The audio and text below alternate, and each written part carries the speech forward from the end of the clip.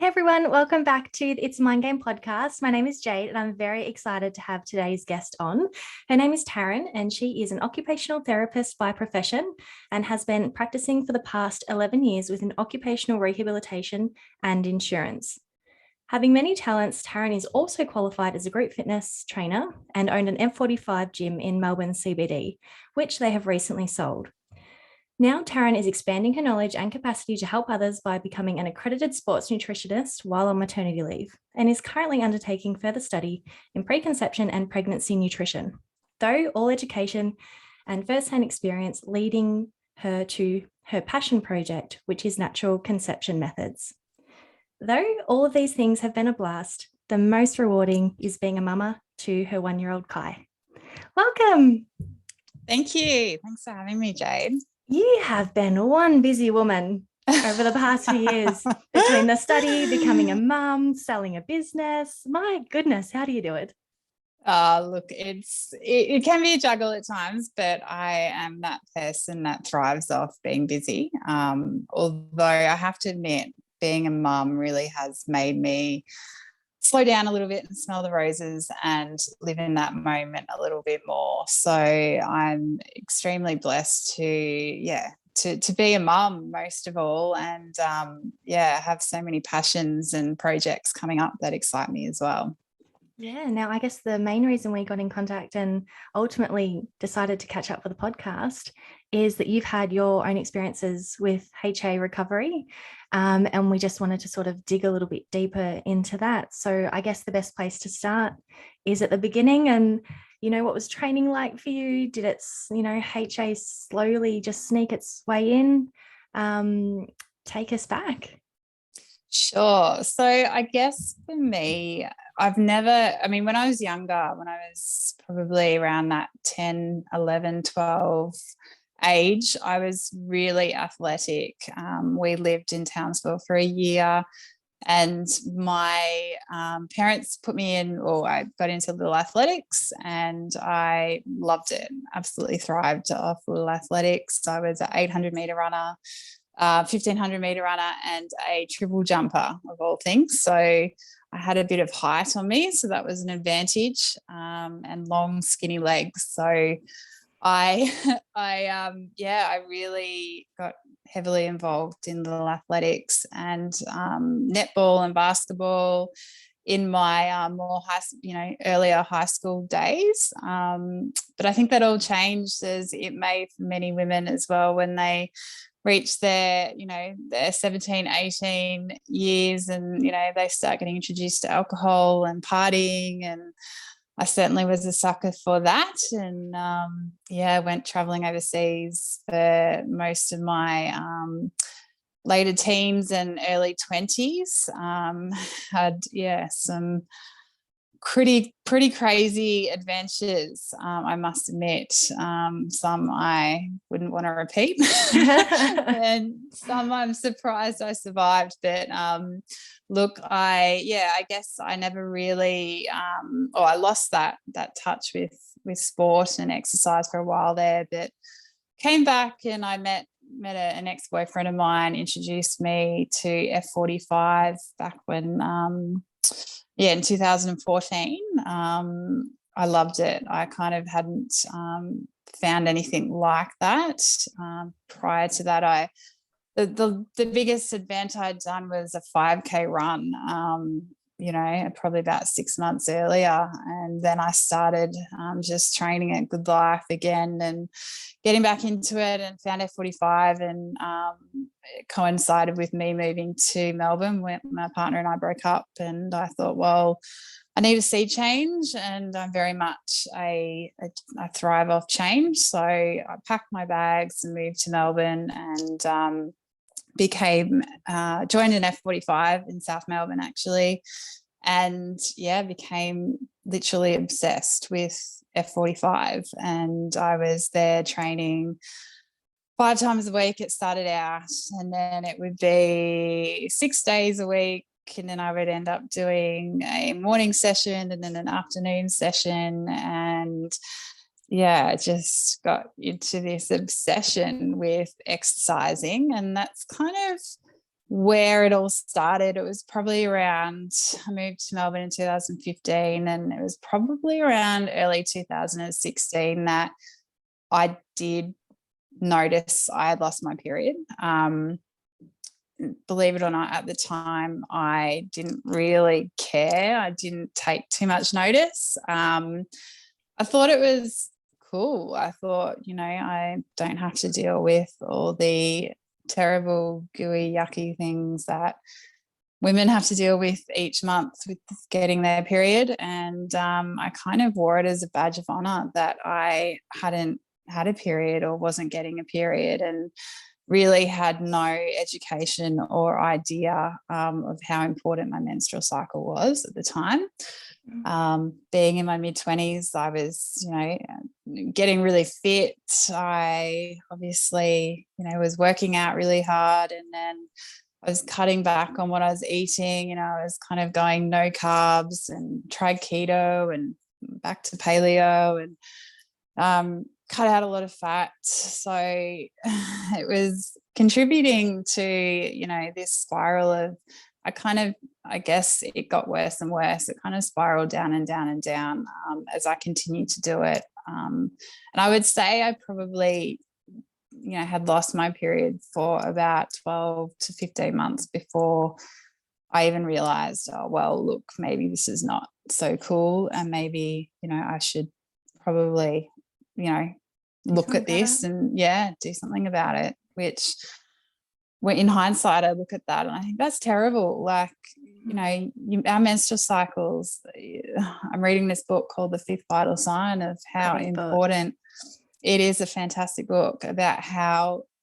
important our menstrual cycle is, not just to not just to procreating and falling pregnant, but to our bone health, to our mental health, to our gut health, to our hormone health, everything. So to the fact that I really wore it as a badge of honor, it's I love what you're doing, because I think that young women particularly need to be aware of how important it is, and then they can make changes quicker than say I did. So and thank you for sharing that, for one. And a few important things that you brought up. I guess I'll backtrack a little bit. One, for anyone who's not sure what F45 is, it's 45-minute circuit training. It tends to be high intensity interval training. The ranges in times change between 30 seconds on, 10 seconds off, to a minute on, a minute off. It is quite varied. There's some sessions that are more plyometric based. There's some sessions that are more weights focused. But for the most part, you have a high heart rate for 45 minutes. It also has quite a good culture. So it is a inviting environment. You're not just training by yourself and doing your own reps and keeping track of everything. Like, you've got trainers there that are motivating you. You've got a community of friends. So it's like you're drawn in by the body changes. You're drawn in by seeing yourself get stronger and faster. You're drawn in by friends that you're seeing there every couple of days or overnight. So there's a lot that sort of impacts that culture of training in those group fitness sort of sessions, because especially when that social side coincides with it, because sometimes it's like you can't even be bothered going to training, but your friend's going to be there, and it's like, oh, I don't need to rest. I'd rather just catch up with them. So there's a lot that fuels that ability to get hooked on more reasons than just, say, weight loss or weight gain or whatever it might be. Like, it's multifaceted in its appeal to people. And I just loved what you said about the badge of honor, because it's something that pops up so frequently, including myself. I remember being told at some point in time, not having your period is a sign that you're an athlete. And I was like, yeah, I am. Because at the time I was doing bodybuilding, and I had a delayed period because I was a gymnast as a teenager. So it both fed in. It was like, oh, but people that are good at their sport or have good athletic capacity just don't get a period. So it never actually prompted me to look into it further, because no one ever suggested otherwise. And as you said, that's where it's really great that women like ourselves who have been through the mud can sort of create awareness and go, hey, it's like whatever people are telling you, like that's old news. That is not true. It's very important. And also, if you want optimal performance, it actually helps to have your period regularly without the contraceptive pill.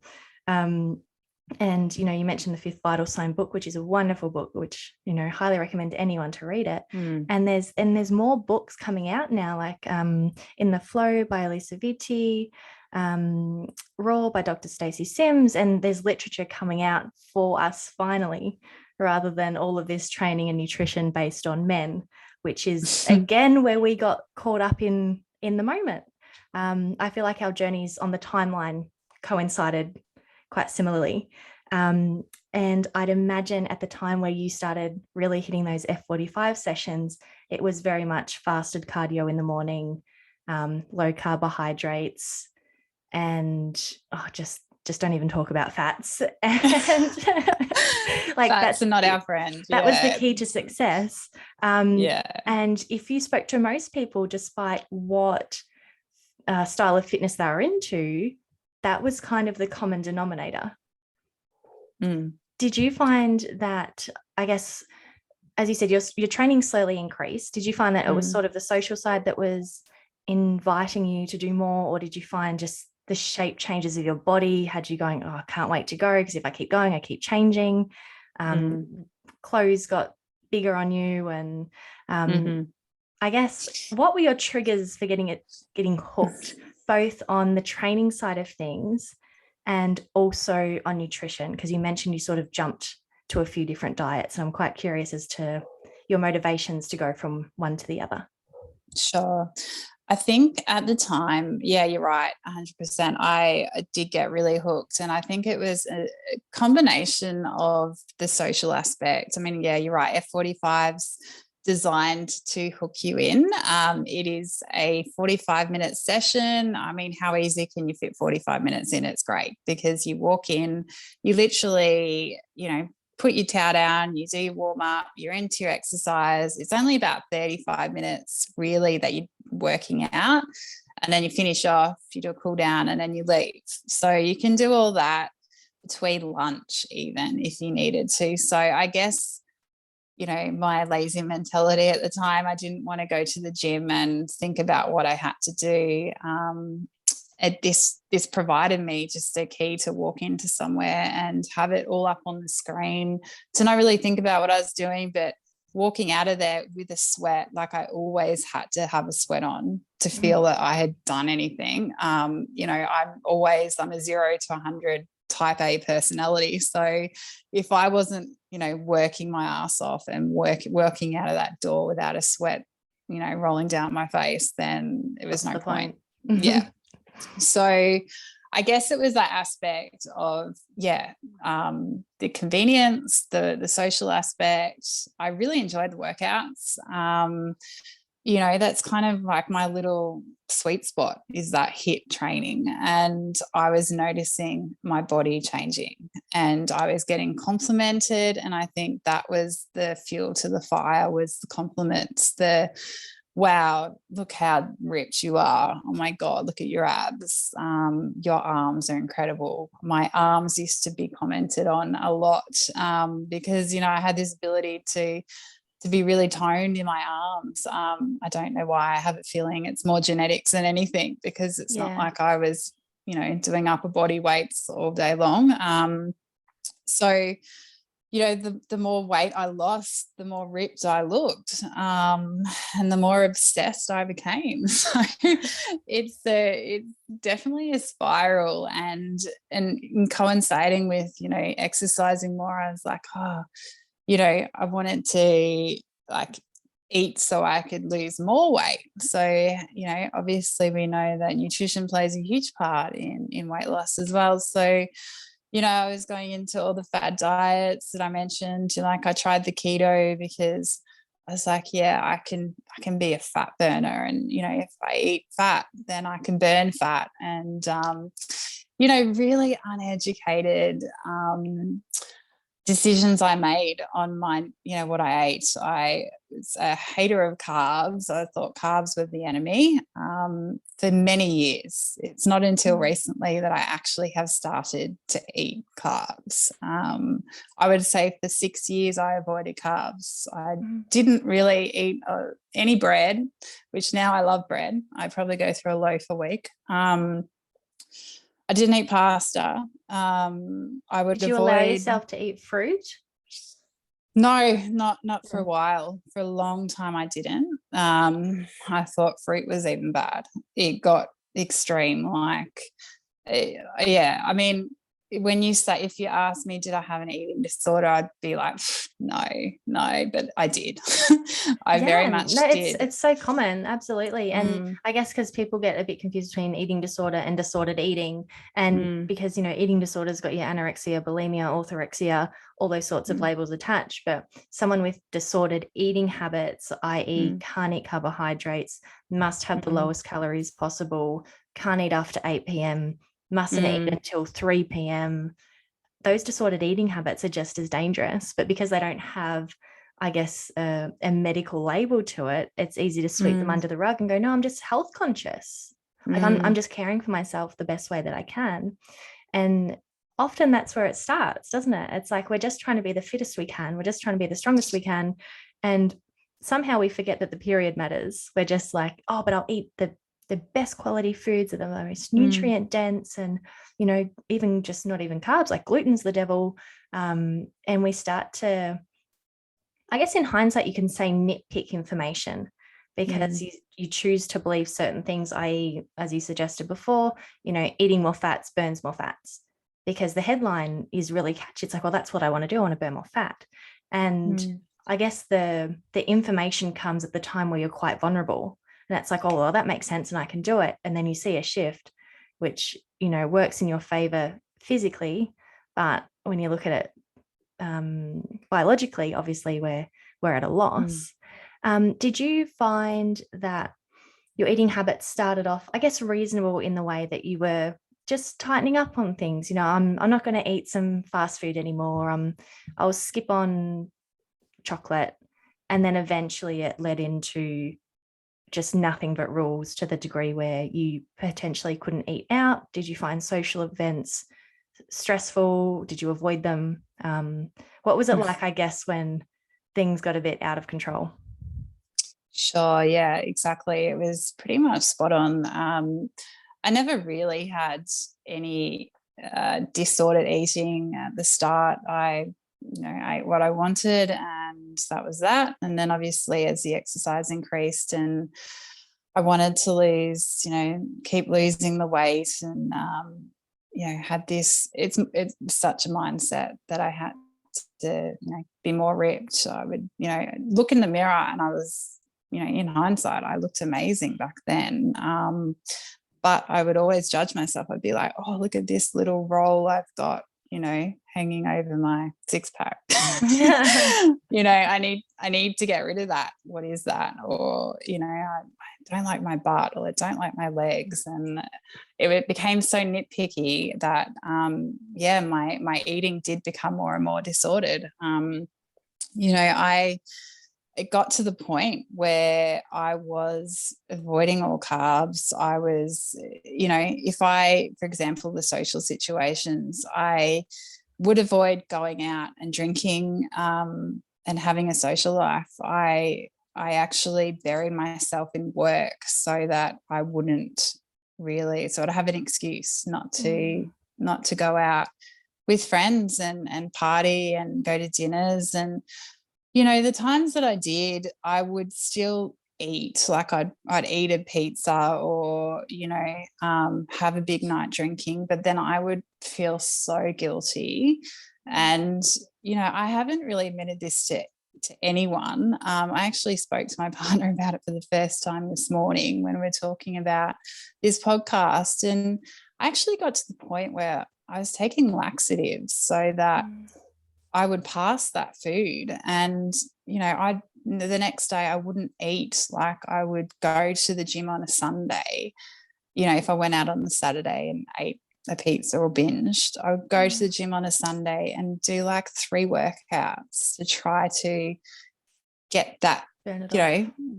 burn it off, and then take laxatives to get rid of that big meal. And that's definitely my definition of disordered eating. And that's how extreme it got, from me not even I never really counted calories, but I was always aware, like, what, I kind of had an idea of how much calories were in certain foods. And, for example, I would have like a protein bar, and towards the end, I would even like halve my protein bar that I would allow myself. So I'd have, only half a day instead of a full protein bar. And, I thought, oh, well, that's going to help me, lose weight. So it was, yeah, it really does take a downward spiral, and it continues to go and go and go until like you've got nothing left, literally. Like, I was working out, fasted, I hadn't eaten, I was, just thinking about how wrecked my body would have been back then. It's a terrible thing to think of, really. So yeah, it does get crazy, doesn't it? Yeah, absolutely. And I'm grateful to you for bringing up the laxatives and being willing to share that, because I find that it's something that doesn't often come up, yet it is something that's actually really common. I've met quite a few women, whether it be that are into going to the gym or not even into training, not one little bit, but they get into a position where they can't handle the guilt of the food that they ate, and they don't like the idea of throwing up. They don't like the idea of keeping the food in their body. So they take laxatives. And it's just that search for feeling of emptiness, to shed the guilt, or to just take it back, pretend it didn't happen, which I guess has some similarities to bulimia too, because it's just like, get this out of me, like I can't deal with this. Can't deal. And as you said, like it's not often spoken about, yet it is something that's really common, and it's just as addictive, the feeling of what laxatives make you feel, as it is for someone who's, say, bulimic, because you literally witness the difference between having a full bloated stomach to not.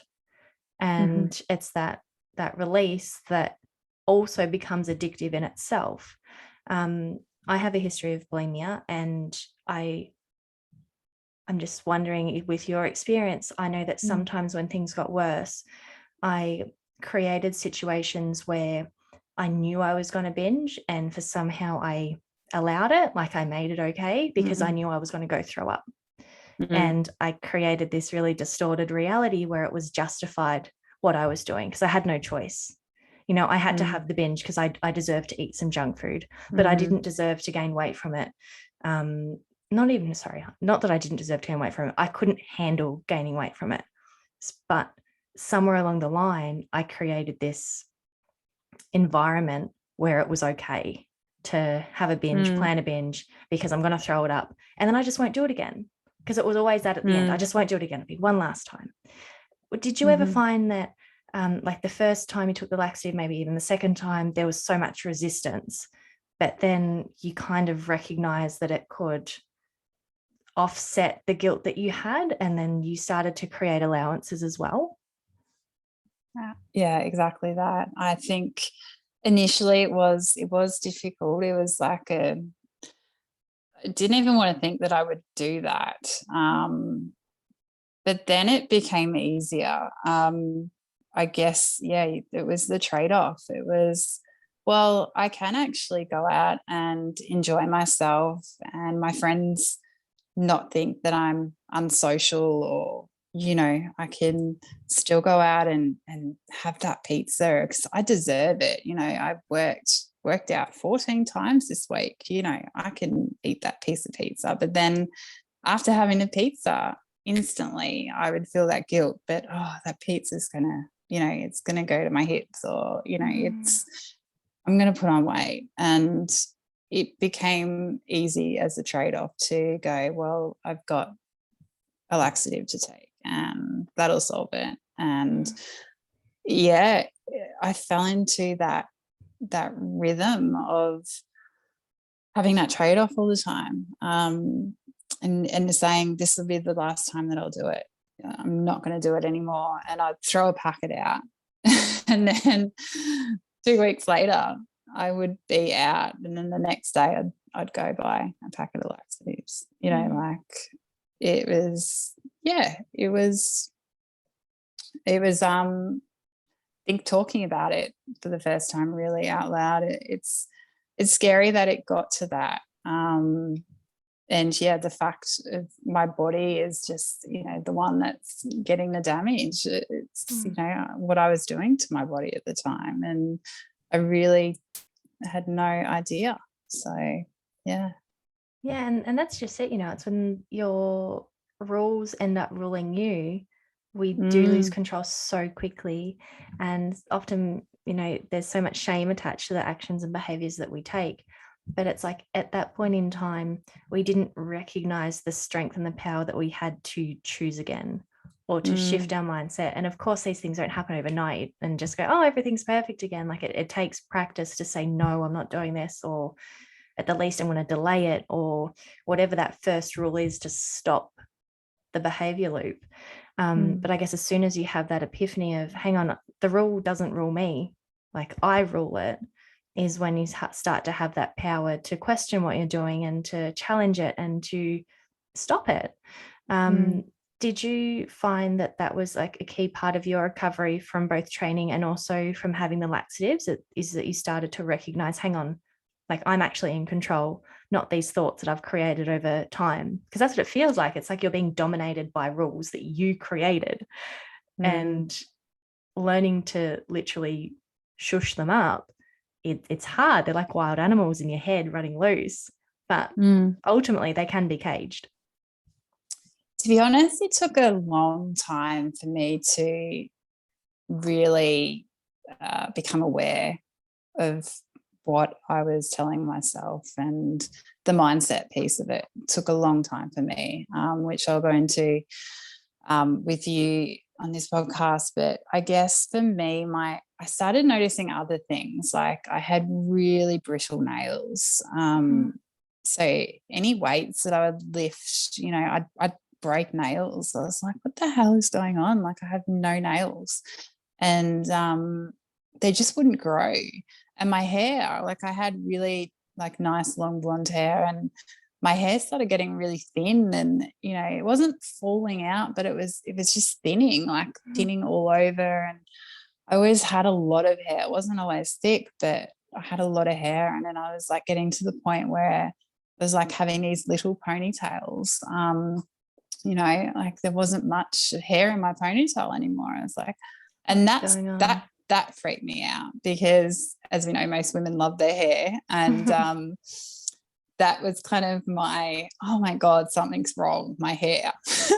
out of all things, it was like, I guess I had a realization that something wasn't right, because my hair was, falling out. And I wasn't liking what I saw in the mirror with my hair falling out. And that was actually the thing that made me go, all right, what's happening here, and made me look at myself. And that was probably what kicked off me turning a corner a little bit. So yeah, no, because it's those aha moments collectively, isn't it? And it is different things for different people, whether it be the recognition of thoughts, I guess, causing damage rather than serving you.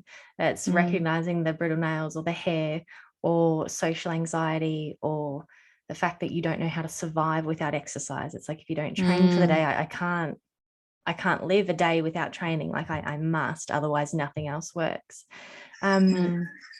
What sort of happened once you had that epiphany about like something's wrong with my hair's falling out? Where did that lead you to next? Yeah, so I spoke to my mum about it, and my mum, she's a nurse by background, and she always kind of said, Taryn, you're exercising way too much. And every time because I was living in Melbourne at the time, there on the Sunshine Coast, every time I go home for a holiday, I'd be very restrictive with what I ate, and I'd make my own meals. And my mum was always a really healthy, she made lovely healthy meals, but it was like mashed potato and veggies, and I was like, oh no, I can't have the mashed potato. So she was always a bit like, Taryn, you're exercising way too much, and you're not eating enough, and this is what's happening. Something's wrong. You need to go talk to a doctor. Like, you've got to do something. But my mum, I was just like, oh, Mum, you're a broken record. You tell me this every time. And in hindsight, Next, I was like, going to say, did you take it as though like a personal attack? Did you take it as though she was just yeah, nagging you? for a while there was was it a a bit of a sore nag. wound? Like, how dare you say that? Like, Yeah. I'm healthy. Yes, 100%. I thought I was the healthiest person. I was like, Yeah. Mom, I'm eating so well. Like, Have I'm you seen not, this? yeah, I know I'm not like eating crap. I'm not drinking anything but water. I'm eating all my veggies. I'm eating my protein. I thought I was a spitting image of health. Like, I look amazing, Mom. Like, I'm, Yeah, no, exercising so but that's the much. And reality, isn't it? Like that's what it feels yeah, like. And when people comment otherwise, it's like, what do you know? exactly. What, like, Yeah. as you said, I'm the epitome of fitness. I do the Mm, diets that they tell me to do, and I train like they tell me to do. mm. This is the Yeah. dream, isn't it? Yeah, Like this. I looked the dream, but inside I was anything but the Mm, dream. I was dying inside, literally. yeah. And yeah, so that made me actually go. This is probably 13, 14 months after I hadn't had a period. And I actually did casually mention that to my mum as well, right towards the end. And she was like, Taryn, you need a menstrual cycle. Like, Mm, obviously at the time I didn't have a partner, so I had no intention to fall pregnant. And for me, like I said, I always wore it like a badge of honor. I thought it was cool. And then when my mum said, no, this is a really big issue, I was like, oh, Mum, give it a break. I'm fine. Like, look at me. I'm healthy. I'm great. There's nothing else wrong with me. My hair's falling out a bit, but other than that, I'm good. mm. And anyway, I think it was more my mum's persistence that I ended up deciding I'd see a doctor, and also, my worry about my hair falling out. So yeah, off I went to the doctor, and the doctor, funnily enough, which I know a lot of women have the same experience as me, is they put me on the contraceptive hormone to regain a period, which is what, I bleed. But essentially, as we know, this is not an actual period. This is a fake bleed. So I thought everything was sorted, because then I started to bleed like clockwork. And I thought, great, I've got my period back, nothing else to worry about. But everything else kept happening. Obviously, my hair kept falling out. My nails were brittle as anything. And the thing that gets me the most is that doctor that I went to visit that day never ever asked me, how much do I exercise? How much am I eating? Nothing. It's literally, oh, you haven't got your period? Well, here's a prescription. Here's a Band-Aid for you. And that makes me angry, because like this day and age, if a young woman doesn't have a menstrual cycle, that's alarm bells for issues, even if it's late, even if it's irregular. Like, they're all alarm bells for other things going on with our health. So It's the fact that so strange in itself, though, because it's come up in other episodes where it's, if you went to a doctor and your kidney wasn't working, or your liver was not optimal, or blood work come back with any kind of organ function not being at a decent level, it would warrant more tests, investigation, see a specialist. And yet our cycle switches off and it's just nothing. Like no one thinks anything of it. And as you said, the pill is such a common treatment for it, which obviously doesn't help in any way, shape, or form. And just the level of assessment in regards to, well, what is your exercise like? What is your diet like? Rather than being, I guess, quite judgmental in the way that they've looked at you and gone, well, you look fit and healthy, so I won't question that, because, I mean, look at you. And it kind of just inflames the situation, because it's that lack of questioning, that lack of exploration.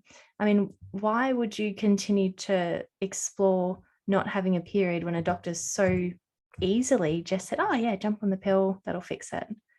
Like, you're not the medical professional. And it has been around for such a long time now that it's so disappointing that there isn't more awareness. And talking about it, so thank you for coming on, helps Mm. this though, because hopefully, word continues to spread and these things don't continue to happen. Absolutely. And also HA doesn't discriminate on body size. Absolutely. Like I'm not the skinniest girl. I never have been. I consider myself bigger boned because I'm 5'10". I'm tall. And I've always had a lot of muscle, and I feel that's a lot of genetics as well. So I've never been that anorexic looking girl. I've always looked quite healthy. And at the time, I was extremely low body fat. I was ripped, but you put a loose shirt on me and I go to the doctors, they're not going to know anything. I look completely healthy. So yeah, that's right. I really think that it is a wake up call. And I think women, or I hope the medical profession and doctors, that do, hear of women that don't have their periods for, even irregular periods, ask these questions, like, what is your diet like? What is your exercise like? Your lifestyle? I mean, they're huge, huge factors. And that's kind of where my passion is leading is, that those simple things are things that really can regulate your cycle is what you eat and how you live your life and the stress levels in your life. Like, as we know, HA is caused by chronic undereating, chronic over exercising, and stress as well. So yeah, it's back to basics really, isn't it? And I guess that can be the most tricky part to navigate, I guess, if you're looking from someone who hasn't been well versed in it, is the fact that HA can affect women who are exercising an astronomical amount and dieting, but it can also affect women who don't exercise at all, but are just in a deficit all the time. Or it can even be someone who's eating a sufficient amount, as in like sort of just baseline what their daily intake is, but emotionally they're so stressed. So it makes it hard to sort of have this little basic criteria that I guess some other conditions can have that promote further exploration with, say, a specialist, because it's such a unique combination for the individual. I guess going back to your journey, what happened after you sort of went on the pill? You kept noticing your hair and your nails. What sort of sparked that next question for you? Look, to be honest, what really cured me or what helped me that time was it was probably on the timeline where you're going towards 2018. So I had my F45. We opened F45 in January 2017, and kind of I had no period from mid 2016 to the end of 2017. And that's kind of when I went to the doctor, and I kind of thought, well, look, as long as I'm in this environment, I feel I'm going to have the same issue. Like, I need to remove myself from the environment I'm in, because I lived 500 meters walk. I lived in East Melbourne next to the MCG, and it was 500 meters walk up to Exhibition Street.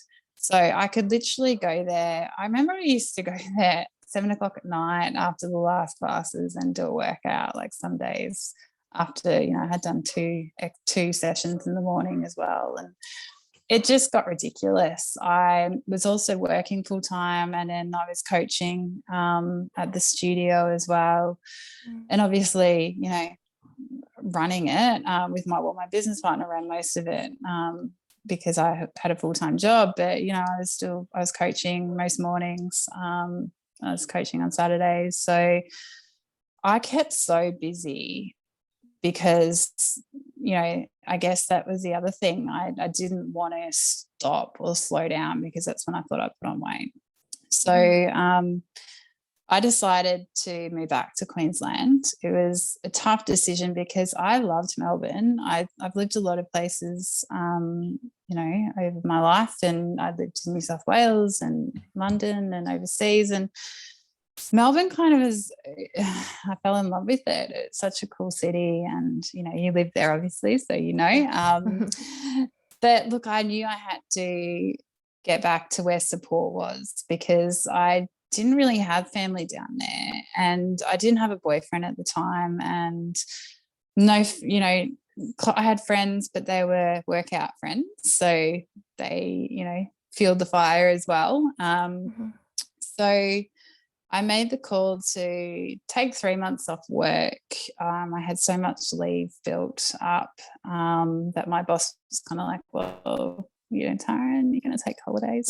And I was like, all right, this is what I'm going to do. I'm going to go and travel South America for 3 months. So I actually met a partner just before I went traveling, and he lived in Queensland. I met him when I was up home for Christmas, and we, you know, at the time was like, you know, I was head over heels, and he came for a bit of an adventure to Mexico to start with, and then I went off to South America for the rest of my travels on my own, which I know a lot of people are like, are you crazy, you know, backpacking South America on your own? But it was the best thing I did, because I did not exercise or worry about what I ate for 3 months. Did you find that the change of environment allowed a greater transition, because you didn't have the friendships, the judgment, you didn't have your normal environmental triggers, as in like your normal kitchen or the supermarket, or like there was nothing sort of holding you back to the tendencies that fueled that overtraining, undereating. So it was just a really, given you had the intention to heal yourself, because at this point you knew the shifts that needed to occur, that this travel, not only was it something that you really wanted, but it just created that clean slate for you to go, let's shut down, reboot. Absolutely. I would not have recovered had I stayed in Melbourne. And that was because of my personality as well. I'm such a 100% or nothing, and I couldn't do nothing, obviously, and I couldn't do 50%, so like cut it down, because that's just not how I operate. So I literally had to remove myself. And you're right, not being near the gym, not having access to like all the protein shakes and the fat burners and the pre-workouts and everything else I did to you know, lose weight and whatnot. Like I just didn't have access to it, and I wasn't working out. Like even though I was overseas, I did a lot of walking, I did some hikes, but I didn't have a gym to go to, especially in South America. Like their gyms are nothing like we have here, obviously. So, you know, it was such a blessing for me to do that. And then I moved to Queensland on my return. So I came home to a new environment. You know, I did go back to F45. Actually, I joined one with my partner who had just got with, obviously, before I moved up. And I started training F45 for a little while, and I was like, you know what, I don't want to get back into this. This is where I kind of wanted my mind. I was like, I don't want to be where I was when I was in Melbourne. Can I ask, given that you'd had that 3 months of travel and sort of a reset, did you recognize when you went back to those first few sessions of F45 the level of stress, adrenaline, cortisol surging through your body? Because when you're training that 100%. Much, you're permanently on cortisol and adrenaline, and you actually you think you're so full of beans and life's so great, but really it's just like you don't know how to pause, because you're just caffeinated and you're just pumped all the time, which you interpret as this is health. Like I can't stop, and it's like, no, that's a problem. You can't stop. Did you find those first sessions that you were like, whoa, this kicked my butt, but not in a way that, you know, I haven't been training, as in like I can feel these bodily responses that I previously like I didn't get. I was dulled to them or numbed. Yeah, I think the biggest thing was I became aware of my internal cues for the first time in a long, long time. You're right. I was like, whoa, you know, like one session's definitely enough. Like, I don't know how the hell I did 3. I remember once in Melbourne, I did a triple session all in a row of F45, like, you know, 3 sessions straight back by back. And I was like, God, I could barely get through one. I was like, you know, and although I still had my fitness, it was just different. The cortisol wasn't through the roof. I wasn't like buzzing off pre-workout and 5 cups of coffee. And, you know, I'd eaten actually before I trained, and I was like, well, this feels different to fasting. And yeah, it was kind of like I felt completely different. And you know what? I kind of was like, I don't want to actually feel like I used to feel. As much as I had the high back then, I knew like then how bad it was, you know, like how unhealthy it was. And that's when I decided to stop F45 altogether. I was like, oh, I actually broke my ankle. Well, not broke it, but sprained my ankle doing a box jump. And fell off the box, you know, awkwardly, and that kind of ended that. So I think these strange universal things happen to me that just make me. I'm not going to stop. I'll stop you. Yeah. I'll stop you. I believe in all of that stuff very much. So do I. So do I. If you're not going to put those brakes on, watch me slam them. Thanks.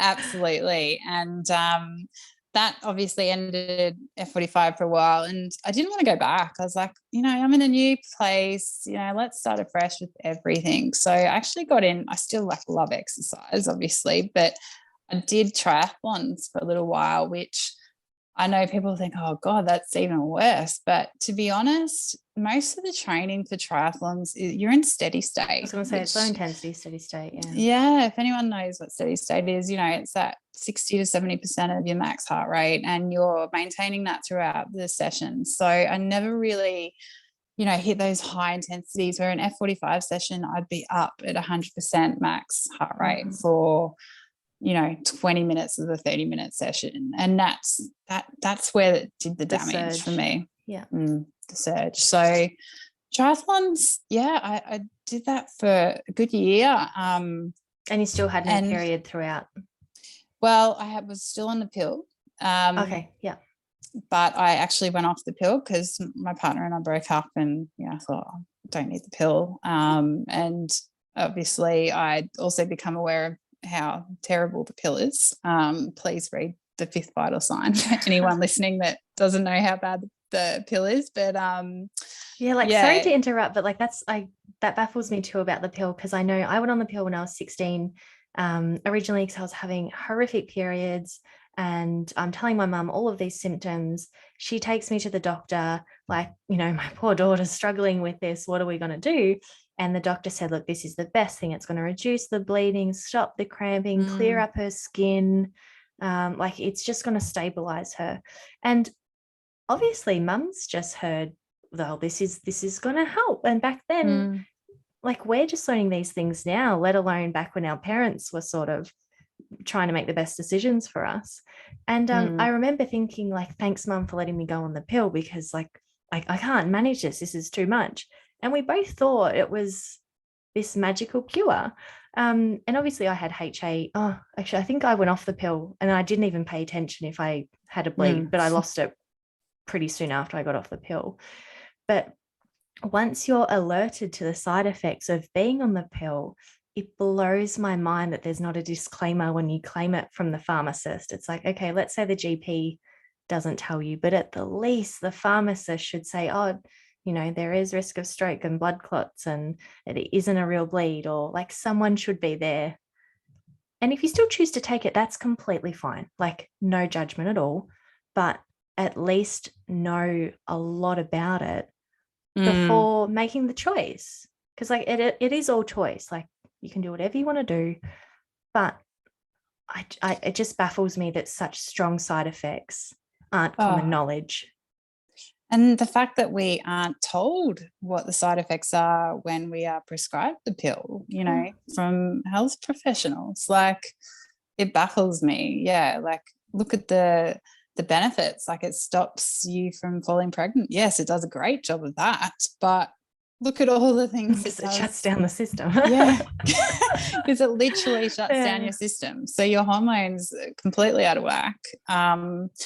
You know, and then so many other functions that your hormones, you know, create and rely upon shut down and don't work and don't function optimally. So Yeah, it's seriously a terrible thing. And look, some women still will choose to take it, and that's perfectly fine. But as long as they're made aware of Absolutely.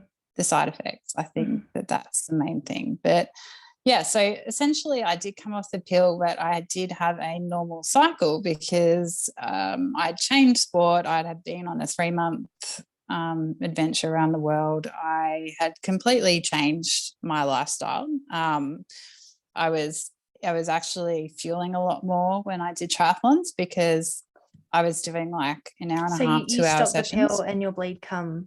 Yeah, it did. It Wow, that's did. amazing. That's actually the Yeah. first I've had, especially because how often would you have been training at that point in time? Doing Yeah, triathlons. yeah, Probably, yeah, five times probably, or 4 or 5 times, not as much, but long sessions. But obviously, very steady state, hmm majority of the time. And I had been on the pill though for 6 to 8 months, probably, after I went, after I left Melbourne. So probably 6 to 8 months I was on the pill. And I think between that time, I probably did get a regular cycle back. And then when I got off the pill, I was extremely lucky to have a normal cycle again. It was a regular, I must say, but I was bleeding. yeah. No, that's amazing. Absolutely, Yeah, and actually, it's the first story being shared really. on here. Yeah, yeah, absolutely. And that's Okay. what I love about the podcast is because there's so many Mm. different variations of everybody's journey. Mm. Um, have you read Raw by Dr. Stacey Sims? I haven't. No. That's a great one. So that's all about like keeping your period and having optimal hormones to have optimal performance. But a lot of her work, so she's a sports scientist specializing in females, but she actually helps triathletes, marathon runners, cyclists even get their period back while training for like world events. And Yeah, cool. it's and her like obviously they do take a step back from training, like absolutely they're not like going all the time, Mm. but because they are elite athletes they can't just Mm. not train for 3 6 months, like that's their livelihood. That's It's her very different. life. Mm. Yeah. And but the principles she puts in, and I don't know firsthand what people's recovery stories are. I've got no idea. I just know that she's done quite a few podcasts, obviously written a book, and she's got a lot of science and evidence to suggest that she's helped these women regain their cycles while still training with her protocol, like nutrition protocol, training protocol, and essentially just covering all the required foundations. And obviously I don't know the nitty gritty of your training and that turnover, but it sounds like accidentally you've almost fallen into that protocol because you've been on the pill, you didn't have your period beforehand, obviously you were under eating, overtraining, but you've had that correction while being on the pill, which facilitated that bleed when you come off, which is amazing, like absolutely Yeah. amazing. Claps to you. It's not, I agree. It's not often you hear of that. Often it takes a hell of a lot longer, but I really think that when, that 3 months away, I had no restrictions whatsoever. I was, obviously traveling, eating whatever I wanted. I did a couple walks, but I did not exercise for, I would say, most of like a good part of 3 months. How did you find the transition of food? Because obviously you've had all these rules, but when you went overseas, was it easier to shake the rules off because there was less food available to you, or was it more just you could tell no one cared, so you could just eat freely? Because obviously you've shed a lot of rules in a very short period of time. Yes. But I guess if you were to talk about what made that shedding that easy transition. What do you think were some of the key parts? I think because in my mind I had this thing that I got 3 months and no one's going to see me in 3 months, so I can do what I want really for 3 months. And I'm not, I guess a big part of it was how I was perceived before. It was all about, I want to look good all the time to the people that see me every day, the people that, notice me. And I was kind of like, a lot of women looked up to me and go, I want to be like you. I want arms like you. I want to be as fit as you. Whereas overseas, there was no one. There was no one looking at me. There was no one looking up to me. And in a way that was nice. Like, Well, that's where the pressure comes from, doesn't it? It's like you might recognize that you need something for you, but you also take so much pride in knowing that your example makes other people want to lead a healthier life. Like you don't want them training 3 times a day like you are, or living off lettuce. But when someone comes, you go, oh my gosh, you train amazing, you look fabulous. You know, I've started eating a little better. I'm feeling really good. It's not even just about the training and the diet anymore. It's like, oh, I really like having this effect on people. Like this makes me feel good. Absolutely. That's really hard because like that's such a lovely thing to do for someone, to inspire them to lead a healthier life. And unfortunately, it's looking a particular way facilitates it more than having like an average body, if that makes sense. Like if you're ripped and shredded and whatnot, people tend to go, you've got the answers, like you know, the secrets to this health and fitness thing. I was actually kind of, I totally get that. I was so honored that people would, you know, want to be like me. I was like, wow, you know, that's so cool. Like I'm actually helping this person become healthier. Like, you know, they're getting fitter, they're coming to the gym more. But then I kind of felt guilty as well, because I'm like, well, what they're saying is not, you don't no, because I went through the same thing. I was a PT for years and managed gyms, and it was that weird conflict of emotions where part of me was like so grateful for this vessel that inspired other people, or even just promoted conversation. Like someone who was not open to exercise suddenly wanted to ask questions about what I did, because they're like, oh, well, you've been doing what I want, so tell me more. But then I remember having conversations and just my mind ticking over, being like, yeah, but I train all the time and I don't eat, and sometimes I throw up. And like there was actually so much guilt, because I almost felt like a salesperson in like a fraud, the car salesman fraud sort of thing. Yeah, because it was like, yeah, anyone can do it. You know, you've just got to eat well, train well. And in my head, I'm like, oh my gosh, I've got so many issues right now. I know, totally. Like, I'm like, oh my God, yeah, like I eat this, you know, I train at F45, but I'm like, you have no idea that, you know, I've actually done 3 sessions today and I haven't even eaten and it's 3:00 in the afternoon. So, you know, like, it was, it actually got on my conscience a bit. I was like, this is not cool. I've got these women that are looking up to me. It's a wonderful feeling that they're changing their health and, you know, wellness to be fit and healthier, to aspire to be like me. But, you know, they're doing it. Well, you know, I'm doing it, but I'm not doing it for the right reasons. You know what I mean? Like I'm not authentic. Like I felt like that dodgy car salesman telling me to do all this. Because I left the PT health and fitness world in order to recover, because similar to you, I couldn't recover and be in that world. Like it was like a tease. Like how can I possibly say no all the time, and also have people see me change throughout this process? Like I just couldn't bear that.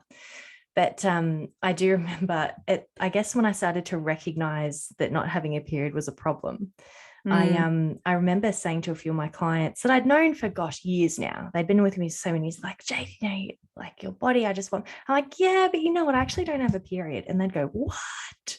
And that was some turning points to me taking ownership, because it's like, I can't have you thinking I'm health. Like I'm not. So I didn't disclose my eating disorders till later on in life. But there was a point before I decided to leave the fitness industry temporarily that was just that. It's like, yeah, I need you to know, like, full disclaimer, I might look healthy. I'm actually like, there's problems here. Like you can do better. Yeah, well, believe it or not, like even though I regained my period, I got out of F45, you know, you'd think that I would have this huge mindset shift, but to be honest, I didn't really until I lost my period again down the track. So I continued with the triathlons and I worked myself up to a half Ironman triathlon after just a year of training. And very proud of myself, but I was definitely fueling myself with triathlons because I thought, oh, well, I'm doing an hour and a half workout. I'm going to need some fuel. So it's like my But you created a mindset was just, loophole. oh my God, it Yeah. was hilarious. It's like, what's the difference between a 45 session? You know, like, yes, it's double, but like, why shouldn't you fuel for a 45 session, but you should for an hour and a half? It was like, you know, you need fuel for both.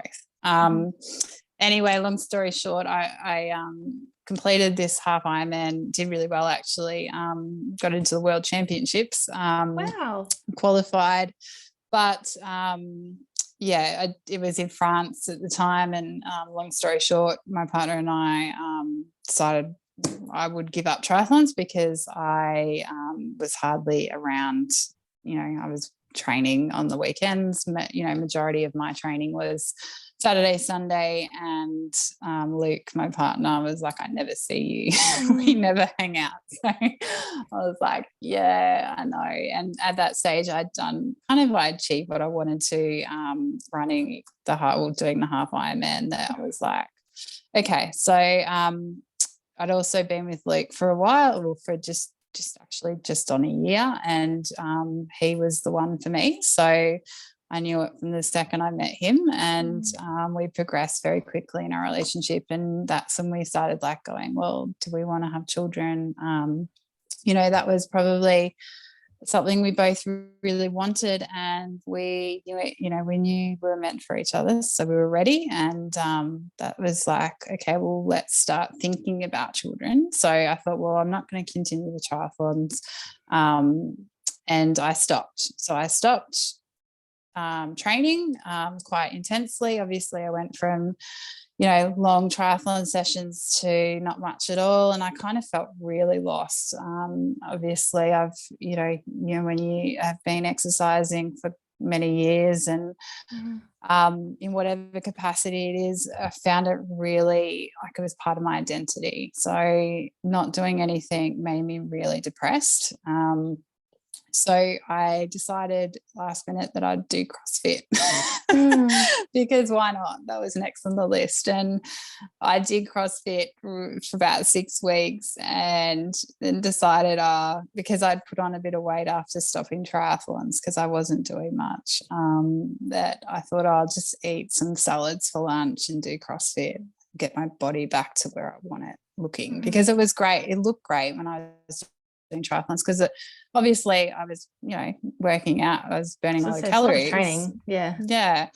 But so I started CrossFit, and that again is the high intensity stuff that my body just doesn't do well with, and I wasn't fueling myself correctly, and I lost my period just before we wanted to try to conceive. So it was a huge wake-up call for me then, because that's when I was like, I want my period. Like, I really want my period. And it couldn't have come at a worse time. But I think it was, again, the universe telling me, Taryn, you need to sort yourself out. Yeah. You still haven't sorted it out in your head. And, my partner was amazing. He actually owns a gym himself, and he's the authentic one. He's the one that I've looked at and gone, wow, you live and breathe what you preach. Like, you are just incredible. And he encouraged me to talk to a psychotherapist who he'd seen over the years, and really address it, because I looked in the mirror and I hated who I saw. And I didn't want to put on weight, and I didn't want to stop the under fueling, and I didn't want to stop the over exercising. I needed help.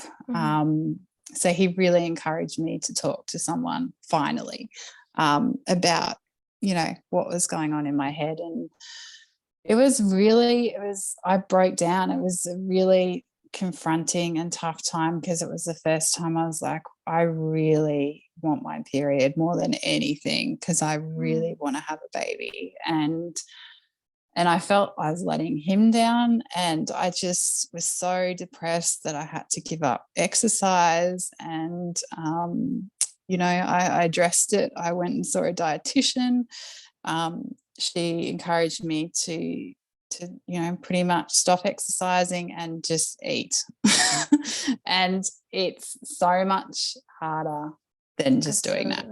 Yeah. Like, I made myself like eat a lot more, and I did stop because I was dead serious about wanting to get my period back. So yeah, I hit the bottom. I would look in the mirror, and it didn't happen overnight. It took a couple of weeks of no exercise and, eating far more than what I'm used to, which was pretty normal. It just wasn't, normal for me. Compared to what you were used to.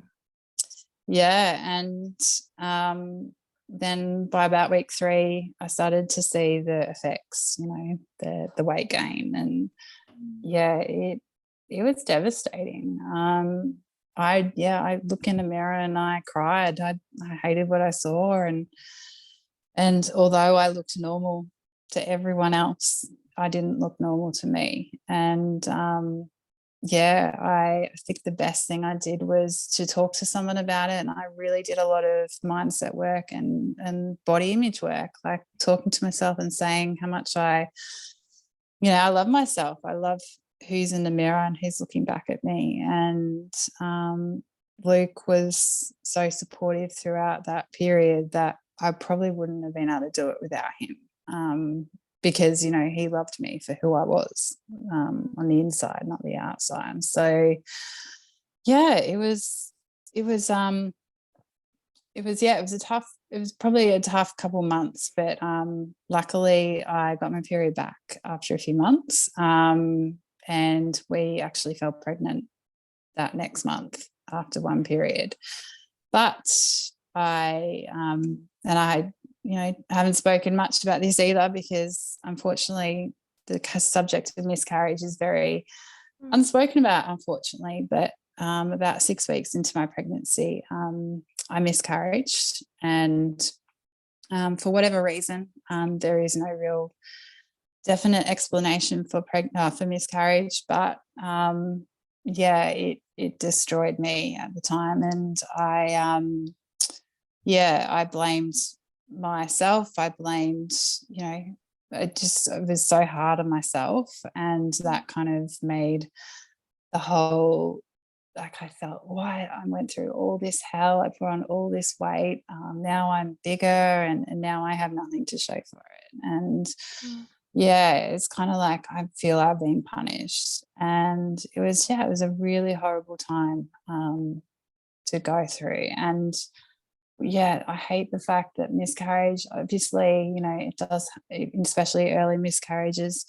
It's why it's so common for people to only announce it at 13 weeks, because it's amazing the statistics to say that like women miscarriage a lot. It's quite common, but no one talks about it. So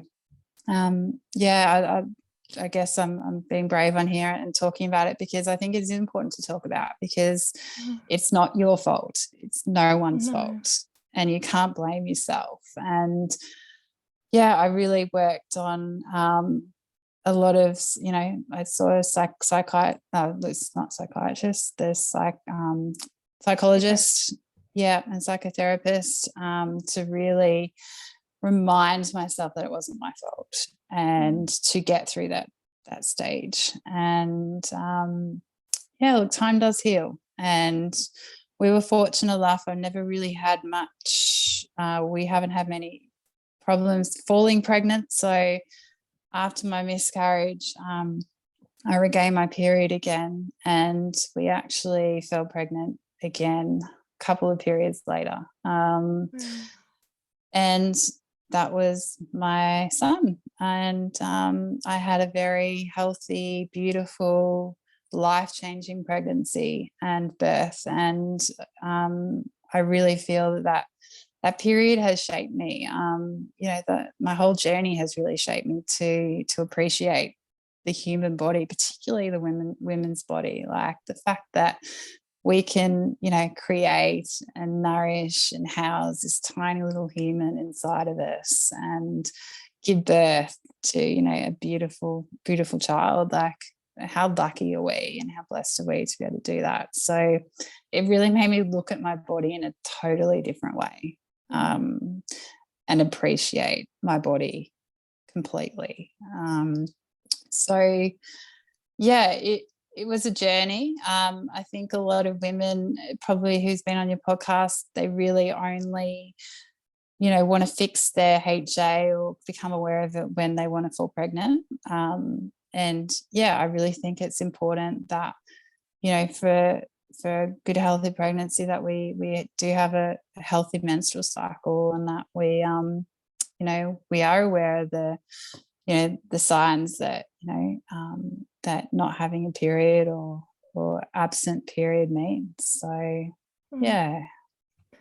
Well, one, I'm really sorry to learn of the miscarriage, but I do thank you for bringing it to light, because like you said, it's a very difficult thing to talk about, and it's so common, and it's something that women just feel so alone and vulnerable, and obviously it's a traumatic experience. So thank you for being willing to share that.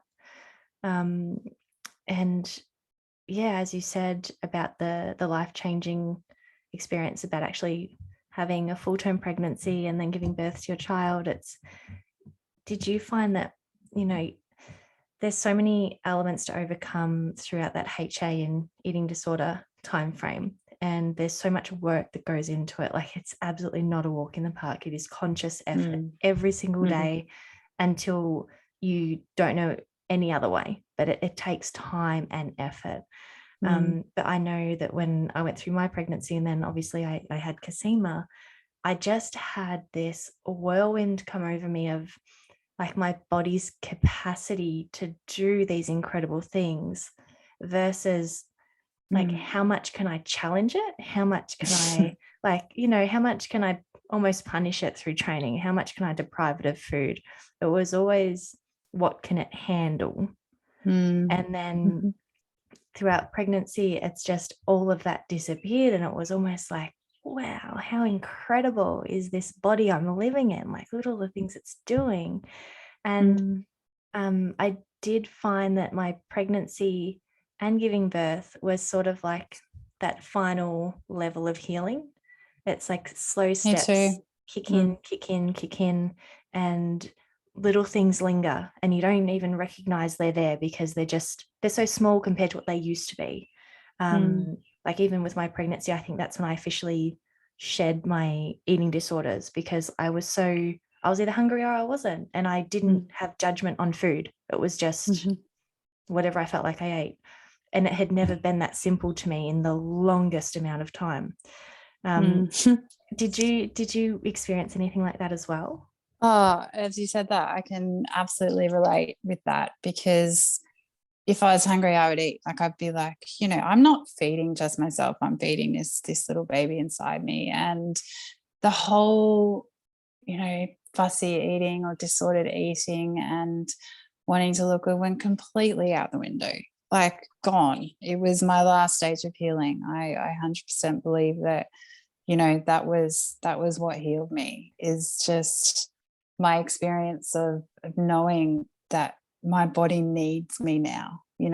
I can't fight it anymore. I can't keep resisting and pushing it to its wit's end, because my body has created this life in me that I wanted more than anything else. So I'm going to give back to my body. And that's the mindset change. And that's been with me ever since.